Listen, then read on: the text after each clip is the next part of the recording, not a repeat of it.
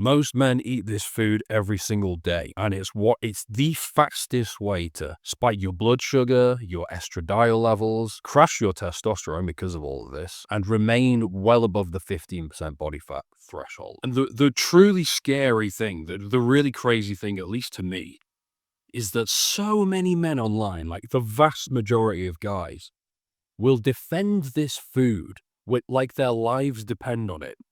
And this food has never been a high testosterone food throughout all of human history, but these people will talk as if it was. So every week, whether it's Instagram or here on YouTube or wherever, I get messages from guys saying, well, the reason is like all these additives, that's what makes this food bad. Or this version from 20 years ago was better or less bad. Or whatever, implying that it used to be some sort of really good food. Or my favorite one, ancient warriors used to eat this food. Hilarious. And most men, they will defend this food with religious intensity, all whilst, and this is the real key, their testosterone is free falling, their libido is collapsing, their estradiols all over the place, their blood sugar and the HbA1c is on the rise. The blood sugar's swinging, but the HbA1c, the 90-day average, is rising higher and higher and higher. What you're about to learn today is very likely to be uncomfortable because it's a food you've probably eaten today, certainly yesterday or within the last week, and very likely throughout your entire life up until this point. Here's the objective truth though, guys. This food has never, ever, ever had any cholesterol. It's never had any real zinc, selenium, magnesium, B6, B12, copper. No cholesterol at all. Virtually no protein. This food has never had any of these things.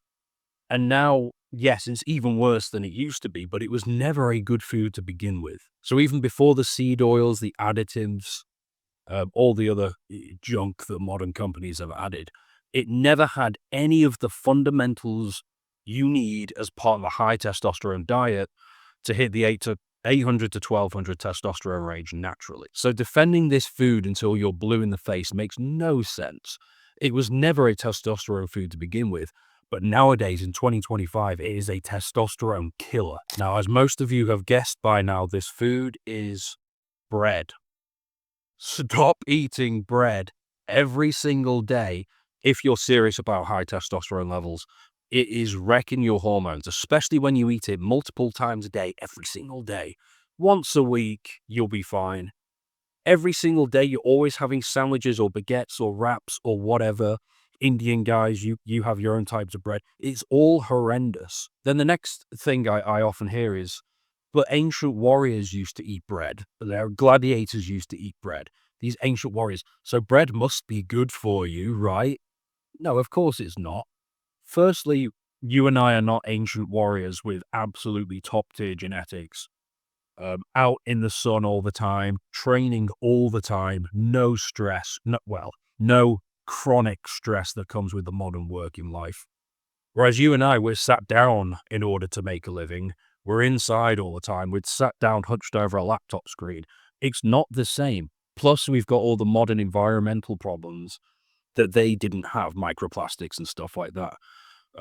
Water, estrogenic water. It was a different thing back then.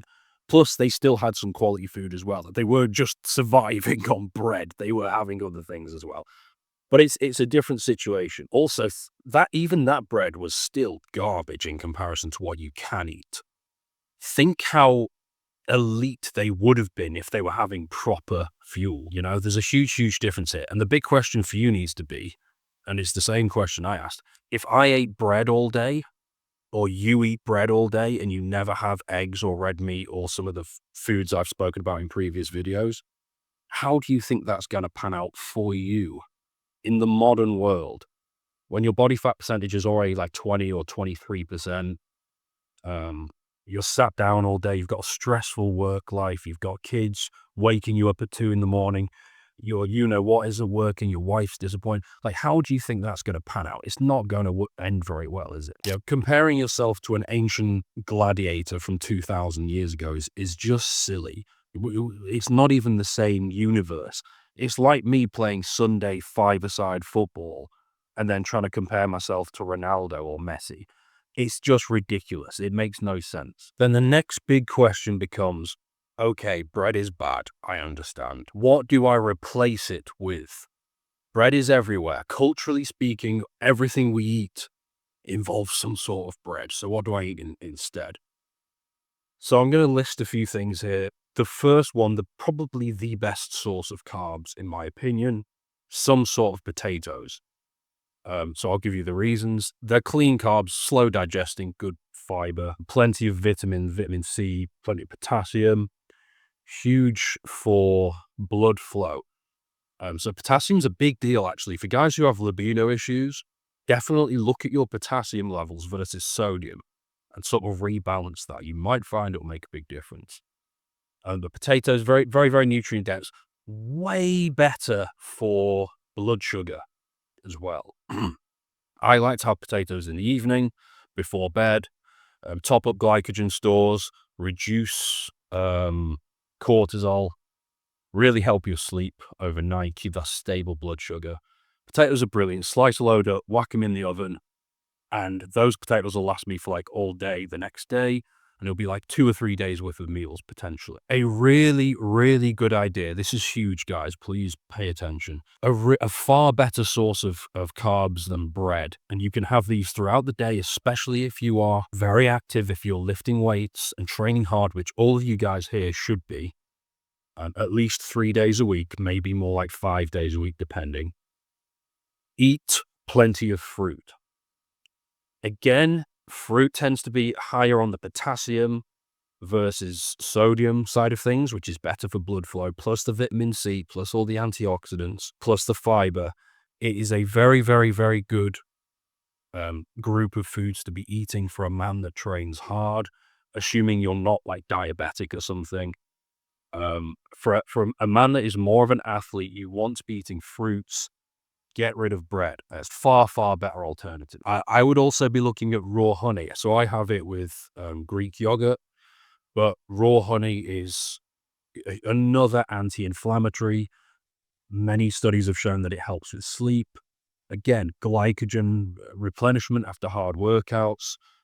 Also potentially boost nitric oxide.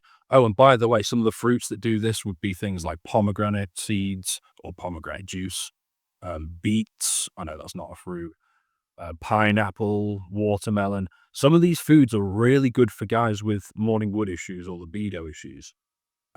Bread isn't going to do any of those things. Bread's going to make it worse. So it's reason number 942 not to eat bread and to eat different foods instead. Then things like jasmine rice or basmati rice. Potatoes are better, far more nutrient dense, but if you're looking for something that's a little bit quicker and easier, I suppose, then basmati or jasmine rice. Then you've got sourdough bread as a direct alternative, but sourdough bread does not have the nutrients that things like fruits or potatoes have.